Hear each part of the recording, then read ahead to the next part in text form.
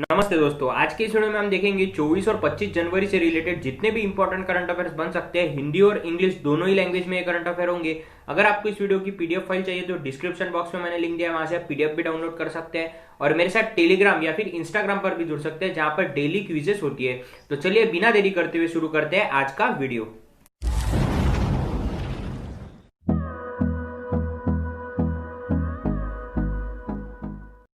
तो आज का वीडियो शुरू करने से पहले हम नजर डालेंगे जो हमारा 22 और 23 जनवरी का होमवर्क का क्वेश्चन था, उसका सही जवाब क्या है। तो हमारा जो क्वेश्चन था वो कुछ इस प्रकार था। Sundaram finance names Rajiv Lochan as MD यानी कि managing director. It was founded in. Sundaram finance ने एमडी के रूप में राजीव लोचन को नामित किया गया है। इसकी स्थापना कब करी गई थी? तो इसके लिए जो ऑप्शन दिए गए थे वो थे 1954, 1958, 1968 या फिर 1988। आप में से कई लोगों ने इसका जवाब सही भी दिया था। इस सवाल का जो सही जवाब है वो है 1954, यानी कि 1954 में जो है वो सुंदरम फाइनेंस की जो है वो स्थापना करी गई थी। उसके बाद में अब यहाँ पर कहीं ना कहीं सुंदरम फाइनेंस की बात हुई है और राजीव लोचन की बात हुई है। तो चलिए उनसे रिलेटेड इंपॉर्टेंट फैक्ट देख लेते हैं। लेकिन यहाँ पर हमें क्या दिख रहा है? तो यहाँ पर हमें दिख रहा है 1958। तो 1958 में क्या हुआ था? तो जो डीआरडीओ है, डीआरडीओ यानी defence research and development organisation, उसकी स्थापना जो है वो 1958 में हुई थी। और डीआरडीओ का जो हेडक्वार्टर है वो कहाँ पर है? तो वो है न्यू दिल्ली में। और डीआरडीओ के वर्तमान में जो हेड है या फिर जो चेयरमैन है उनका क्या नाम है? उनका नाम है जी सतीश रेड्डी। चलिए अब देखते हैं सुंदरम फाइनेंस से रिलेटेड कुछ महत्वपूर्ण बातें। अब यहाँ पर सबसे इंपॉर्टेंट बात यह है कि जो राजीव लोचन है जिन्हें एमडी बनाया गया है वो 1 अप्रैल से जो है वो इनका कार्यकाल जो है वो शुरू करने वाले हैं। उसके बाद में अगर हम बात करें सुंदरम फाइनेंस की, तो सुंदरम फाइनेंस की जो शुरुआत है वो हुई कब थी? तो सुंदरम फाइनेंस की शुरुआत हुई थी 1954 में। उसके बाद में इसका हेडक्वार्टर कहाँ पर है? तो वो है चेन्नई में। तो इतनी जानकारी हमें सुंदरम फाइनेंस से इस सवाल से मिलती है। उसके बाद में अगर हम बात करें आज के करंट अफेयर की, तो आज के करंट अफेयर में जो हमारा पहला सवाल है वो कुछ इस प्रकार है। Shyam Srinivasan becomes business standard banker of the year. He is the CEO of which bank? Shyam Srinivasan business standard banker of the year बने हैं, वे किस बैंक के सीईओ है? तो इसके लिए जो ऑप्शन है वो कुछ इस प्रकार है।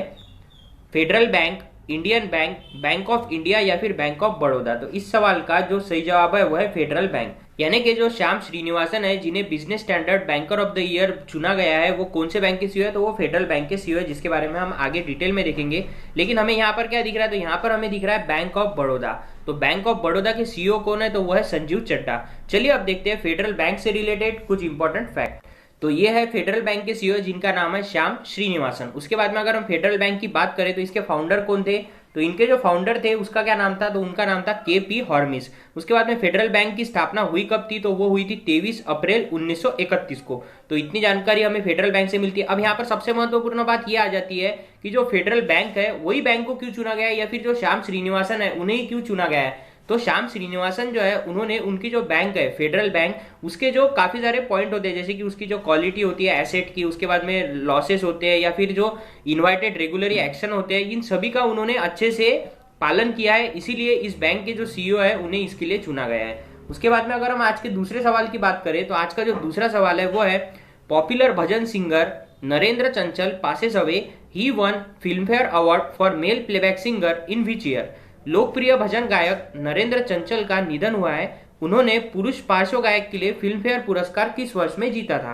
तो इसके लिए जो ऑप्शन है वो है 1973, 1958, 1968 या फिर 1988।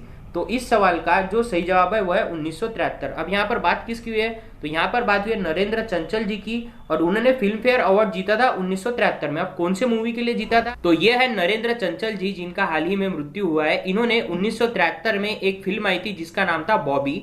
इस फिल्म के लिए उन्हें film fair best male playback award भी दिया गया था। उसके बाद में अगर हम बात करें नरेंद्र चंचल जी की, तो उनके कुछ जो भजन के गीत है वो काफी ज्यादा पॉपुलर है, उनके नाम भी पता होना जरूरी है। तो उनके जो नाम है वो कुछ इस प्रकार है। चलो बुलावा आया है, तूने मुझे बुलाया है, शेरा वाली है, अम्बे तू है, जगदम्बे काली, हनुमान चालीसा, ऐसे कई भक्ति गीत जो है वो उन्होंने गाए थे।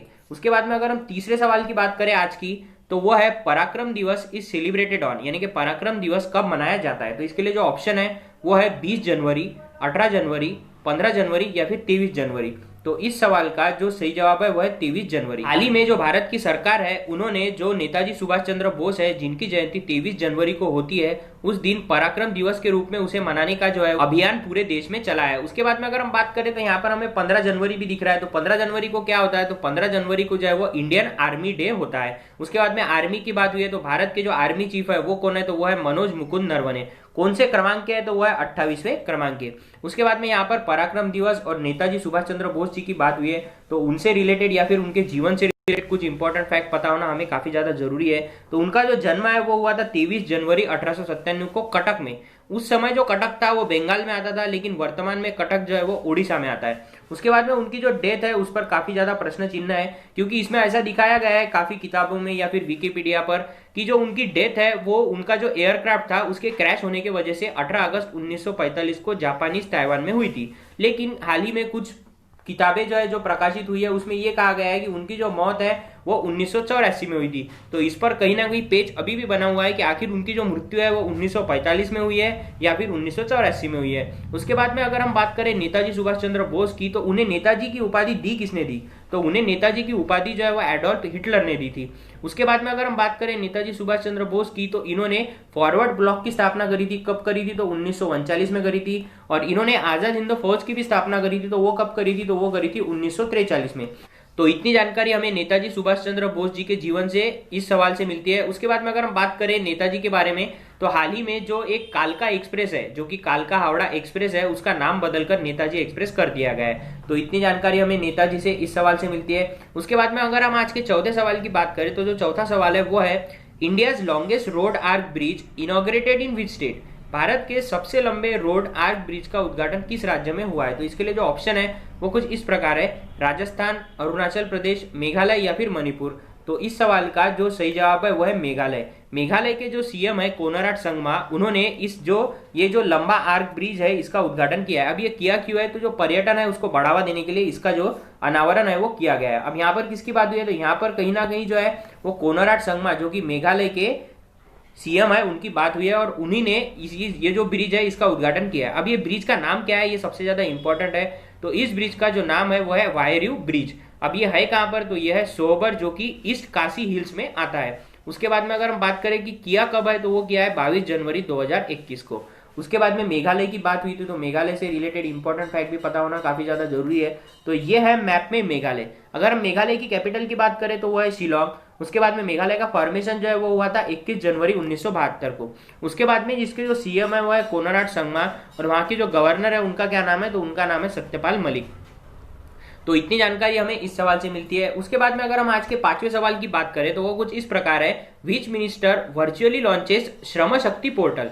भारत के किस मंत्री ने श्रम शक्ति पोर्टल लॉन्च किया है। तो इसके लिए जो ऑप्शन है वो कुछ इस प्रकार है, नितिन गडकरी, पीयूष गोयल, रविशंकर प्रसाद या फिर अर्जुन मुंडा। तो इस सवाल का जो सही जवाब है वो है अर्जुन मुंडा। भारत के जो ट्रिबल अफेयर्स या फिर जिसे जनजातीय मंत्रालय या फिर जिसे आदिवासी मंत्रालय कहा जाता है, उसके मिनिस्टर है अर्जुन मुंडा जी। उन्होंने श्रम शक्ति पोर्टल जो है उसे लॉन्च किया है। उसके बाद में अगर हम बात करें नितिन गडकरी जी की, तो ये सड़क मंत्री है। पीयूष गोयल जी की बात करें तो ये कौन है, तो ये भारत के रेल मंत्री है। और रविशंकर प्रसाद जी जो है वो भारत के कानून मंत्री या फिर इलेक्ट्रॉनिक्स और टेलीकम्युनिकेशन मिनिस्टर है। तो इतनी जानकारी हमें इस सवाल से मिलती है। ये है अर्जुन मुंडा जिन्होंने इसका उद्घाटन किया है, और वर्चुअली उद्घाटन किया है कहां पर, तो पंजीम गोवा में।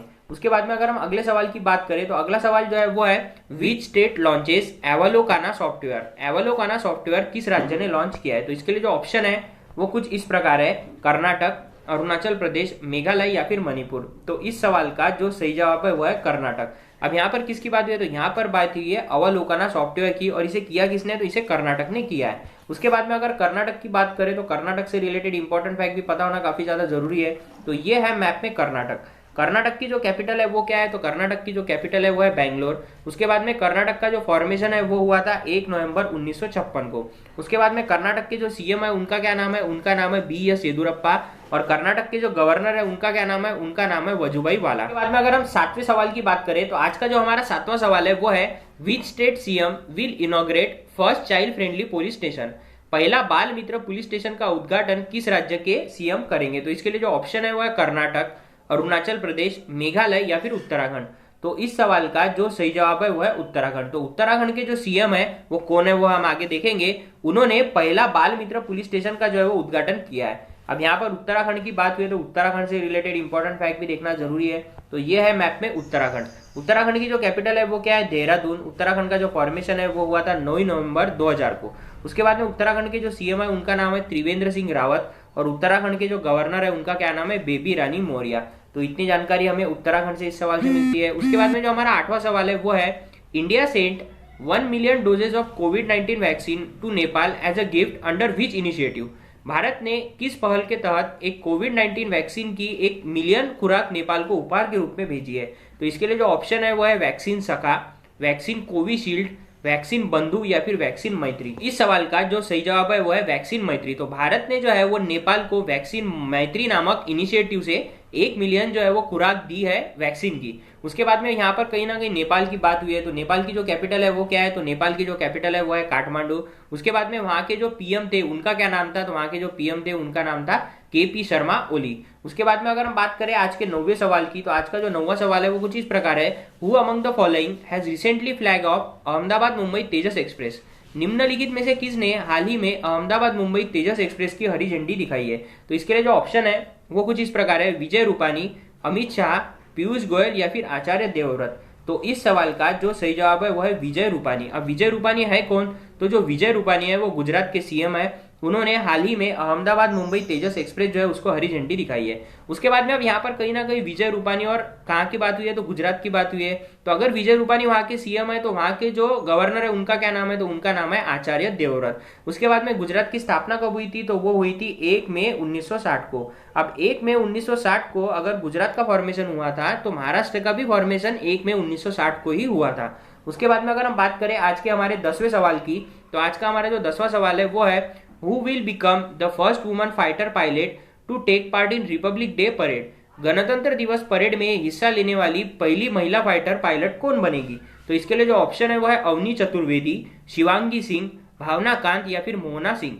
तो इस सवाल का जो सही जवाब है वो है भावना कांत। के बाद में अगर हम बात करें आज के हमारे होमवर्क के क्वेश्चन की, तो आज का जो हमारा होमवर्क का क्वेश्चन है वो कुछ इस प्रकार है, recently who among the following has resign from the post of chief financial officer यानी कि CFO of Larsen and Toubro Infotech company. हाल ही में निम्नलिखित में से किसने Larsen and Toubro Infotech company के मुख्य वित्तीय अधिकारी के पद से इस्तीफा दे दिया है। तो इसके लिए जो ऑप्शन है वो कुछ इस प्रकार है, सिद्धार्थ मोहंती, संदीप अग्रवाल, अमिताभ चौधरी या फिर अशोक कुमार सोनथालिया। अगर आपको इस सवाल का सही जवाब पता है तो मुझे कमेंट कर जरूर बताइए, और अगर आपको वीडियो अच्छा लगे या फिर मेरी मेहनत अच्छी लगे तो वीडियो को लाइक और चैनल को सब्सक्राइब करना मत भूलिएगा। धन्यवाद।